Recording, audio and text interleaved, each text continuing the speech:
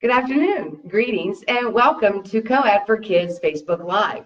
I want to encourage you to check out our website, coedforkids.com, to find some resources for families.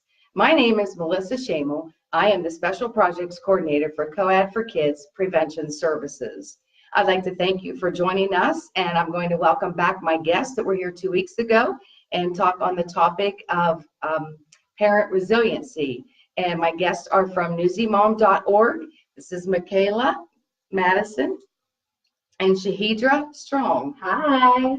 We're excited to be back with you, Melissa. Yeah, and I'm glad for having us. I'm glad you're here. I think we can continue on to the topic that we started 2 weeks ago with some more strategies and ideas to help our families and parents develop that resiliency. I'll just recap for a minute. What is resiliency? It's that process of being able to adapt, to overcome, and to bounce back quickly from times of stress. When we develop our resiliency, we can cope more effectively. We bounce back after those setbacks, disappointments, and failures. It's oftentimes how you respond to them. Resilient parents often keep a positive attitude. They solve problems carefully, and they take life in stride. There was oftentimes a piece of advice I had heard, and when moms feel guilty about taking time for themselves, it's taking care of yourself doesn't mean me first, it means me too. Good. Yeah. I like that. And I think I'd like to let that lead into my question. What do you do as mothers as self-care that takes care of you while you're making sure that you're taking care of those around you as well? Shaheedrah, go ahead and take this one first. Sure. The best thing that I do for myself, while I'm just kind of taking care of my kids and I'm taking care of day-to-day things and work, is my morning cup of coffee. It's the first start to my day. It's the first moment for me to just really think. And the funniest thing is I don't have it first thing in the morning.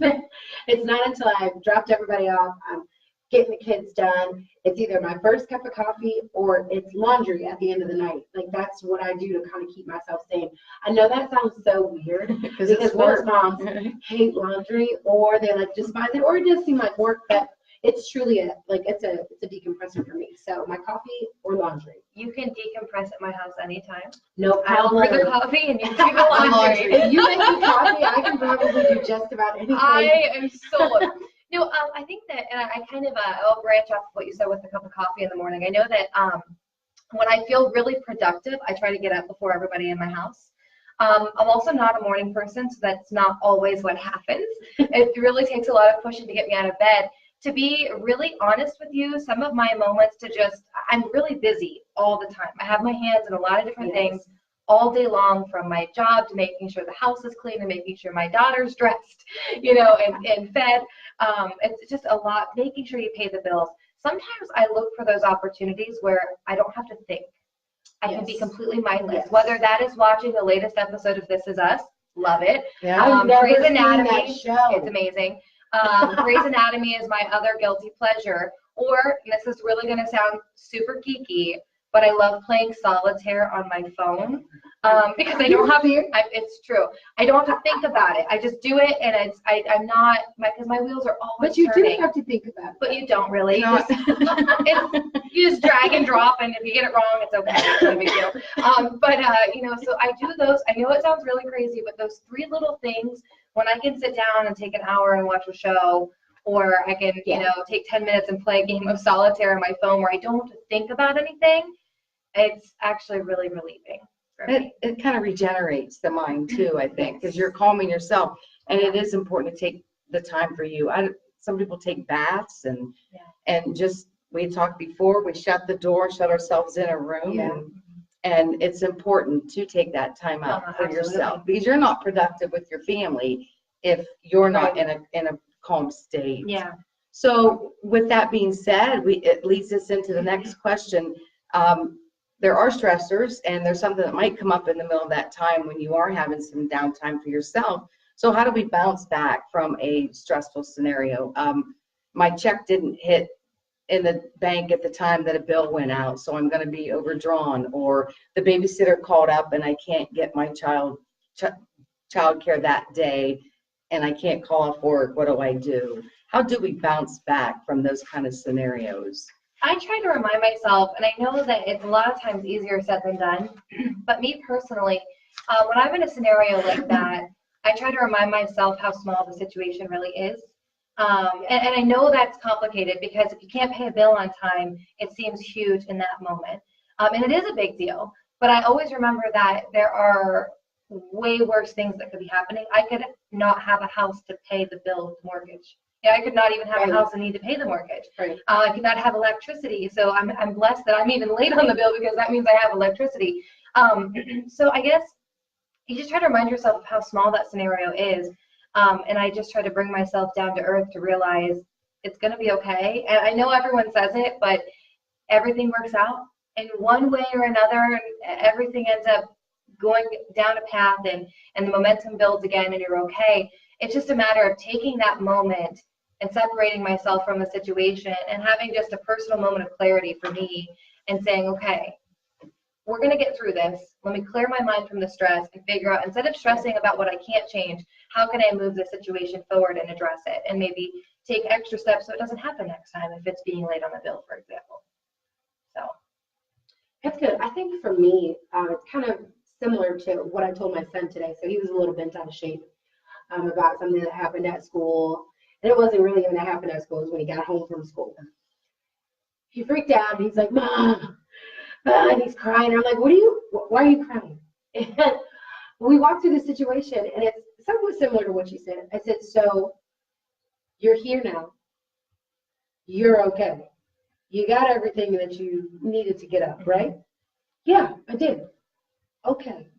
Well, let's remember that you still have the rest of the night ahead of you. Yeah. Don't let this one moment ruin the rest of the night for you. And it's the same thing with stress for me. I know work-wise, when you're a working mother, even stay-at-home moms, and I don't think of stress as just one facet. You know, I think that's the first step to really building a resiliency is learning how to compartmentalize your stress in the right places. Mm-hmm. Knowing what is a stressor and what is just something that's out of your control. Mm-hmm. A stressful moment can be a continual thing that you're dealing with your children, whether it's sickness or, you know, a behavior or a special needs child, feeling the stress of motherhood versus feeling the stress of livelihood. Yeah. Livelihood is something that is sometimes beyond your control. Like Michaela said, those bills. Sometimes if you're late, your check is late, those are beyond your control. The most you can do is look for the rest of the day to be however you want it to be. Because that one thing you can't control in the moment. When it comes to parenting, when you look at parenting, you have to realize there's a stressor right now, but there's a whole rest of my child's life. There's a whole rest of my day that still needs the best part of you. And that's really how I deal with a lot of the stressors, whether it's work or home. You know, there's a whole rest of my day. And I attribute that truly to my husband because he's one of those people, he's just unbothered by everything. I make the biggest deal. Yeah, a mountain becomes like, you know, a molehill is like, and he's like, it's okay. Just very monotone. And when we first got married and first started having kids, I'm like, what's wrong with you? Like, how are you not like bothered? And he's like, it doesn't help the rest of the day. Yeah. So over time, as parents, I think that's just something we've learned from each other. I try to attention to detail with certain things, and he's taught me, you know, hey, the rest of the day still has to go on. And I think, too, one other thing to add to that, we need to practice what we preach, right? That's what you always hear. And whenever, for example, you mentioned, you know, when Joe is having a bad day at school or something like that, you know, sitting down with your child. So my daughter's 3, so like meltdowns, those are kind of our thing right now. Yeah. It's like a daily thing. And whenever she has one of those scenarios, so I talk to her and okay, I understand that you're upset right now. I understand that this feels like a really big deal and that you're mad or you're really sad or mommy won't give you any more chocolate on Easter because you had way too much. You're not nice. And I understand that upsets you, but and I talk her through it. And I think as parents, we need to try and apply those same things we're instilling in our children to ourselves. Talk yourself through it. That's really good. You know, talk yourself through, okay, mommy, you don't need that other cookie. I know that upsets you, but it's going to be okay. Yeah, but it's true. Yeah. Sometimes you don't. Well, and it's that attitude of gratitude. I mean, like you Yes. said, be glad we have a house that we have to make a payment on, whether it's rent or mortgage. And I like that you have the rest of the day. Yeah. And that thinking in smaller pieces, I'm going to get through this and get on with it, and don't let it ruin the day. Don't take it out on your loved ones. Exactly.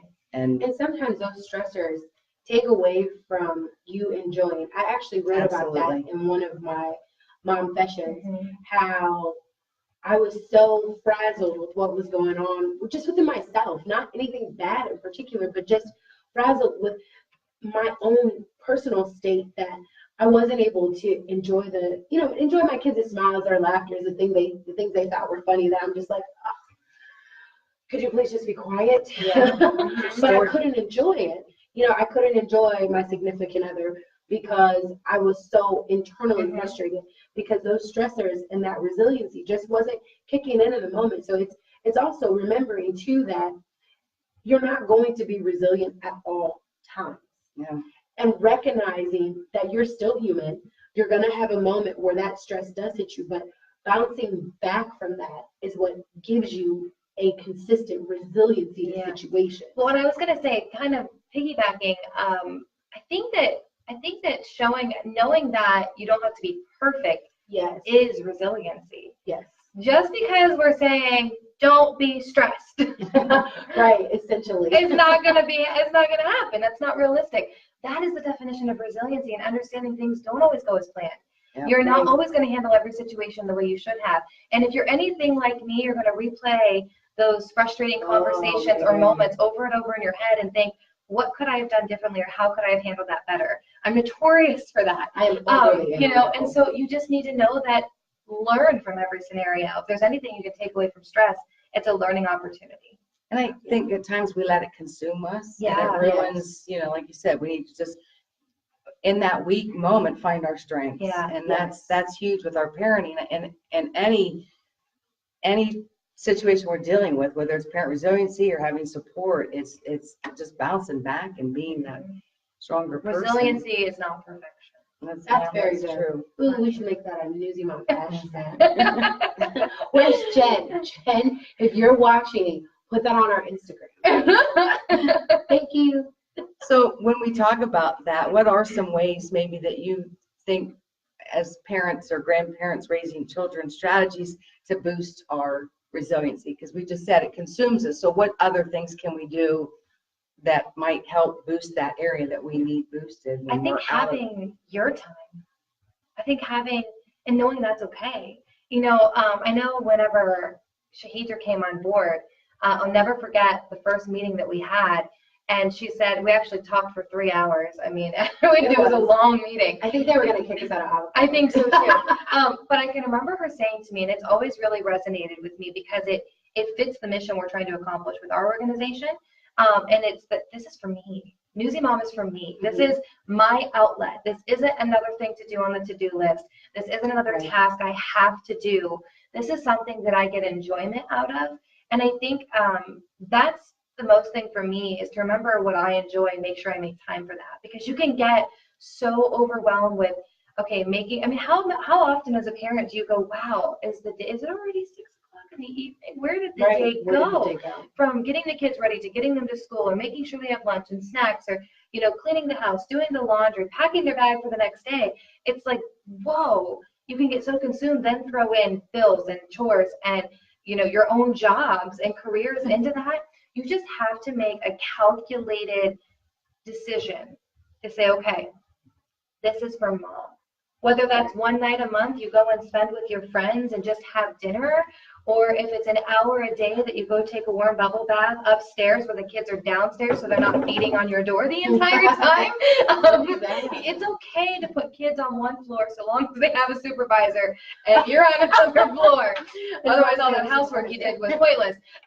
But I think it's just making sure that you understand that while you're prioritizing that your kids are fed and clothed and your house is clean and your bills are paid, you're also prioritizing time for you to do what you want to do, and that's okay. And I think we tend to think it's selfish if we take time for ourselves. Right. And I know there for a while, and I only had 2 children, but we were so busy that I couldn't even think of what I wanted to do to enjoy myself. So I really had to dig deep and find what I wanted to do to help me build my resiliency back up. That's something just for me, because I don't knit, I mean, there was things. I'm not a crafty mom You either. gotta find something that's your niche and don't feel like it's, you're being selfish at all. As a mother, I already have it in me to say, you know what, I'm patient. I can be kind. We can take this one day at a time, no matter how long it takes. And sometimes it is just even saying, like my youngest two, they're completely different than my older two. So I've had to tell myself, you were built to be their mom. Mm-hmm. They are different than the older two, and it's okay. Yeah. And sometimes it's just recognizing that if that bill is yours, whether that was a self-inflicted bad decision or it was just something that happened to you, Mm-hmm. you were still built to be able to conquer that. And those quiet moments, and that was my thing, taking a quiet moment to self-reflect and say, I am good enough, I am strong enough, and I can do that. Yeah. I can make it through. I can make the best of my days. And I know that sounds so cliche But to so many people. It's true. But it's the truth. It's those quiet moments when my kids go to bed, right before, if I'm in the bed and nobody's talking and it's quiet, that's when I self-reflect and I just say, you know what, here's my moment to strategize me. And it's not necessarily strategizing around what your stressors are. Like Michaela said, that resiliency doesn't come from being perfect or the elimination of, obstacles. That resiliency comes from the challenges. Mm-hmm. And in those moments, even if you can't find time to steal away or go and do, that fortitude in the stillness is still just as good. I think quickly, there was a video that went viral, and I absolutely adored it. And it was of a dad, and they were standing in front of a mirror in the bathroom, and there was his little girl was maybe 3 or 4, and they both looked in the mirror, and he said, I am beautiful, and she would go, I am beautiful. And he said, you are strong. And she would say, I am strong. And I think that is, and I got goosebumps just remembering how powerful that was. And it's so true, because think about how easily we give other people compliments. Think about how easily we tell another mom, you are killing it, girlfriend. You're doing fantastic. Yes. We need to remember that we need to pay ourselves those compliments. Yes. And if you need to take a second, I challenge everyone who's watching, go into the bathroom and look in the mirror and say, you can do this. You were built for this. Yes, and I'm as big as the problem. Yeah, resiliency is not perfection, and actually those obstacles are what builds resiliency and helps you get stronger. So, yeah. And I want to touch just a little bit on the structure, children need to know what we expect from them, and that structure gives them that little bit of security and comfort. So I think if they have that, then that helps us develop our parent resiliency. Mm-hmm. Yeah. So we're creating in them some skills and strategies to deal with some of the obstacles and challenges that they may come about. And so, we'll end on this note. I'd like to thank Michaela and Shaheedrah for being here. I think we've got a lot of information, a lot of sharing.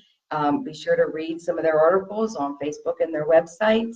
Our topic of parent resiliency is an important topic. We have a lot of strategies that we've talked about. I hope that you check them out. Invite a friend to watch the video to see if there's something maybe that applies to them or that they may be able to use in their lives. Sometimes our families are isolated and I think they're powerless. So it's our job and it's our charge to help them. And we're here to change that so you don't feel powerless and helpless and isolated so much. And I had mentioned it briefly earlier, but I think we need to be thankful for our struggles, because without it, we would not have found our strengths. That's good. You have a good evening.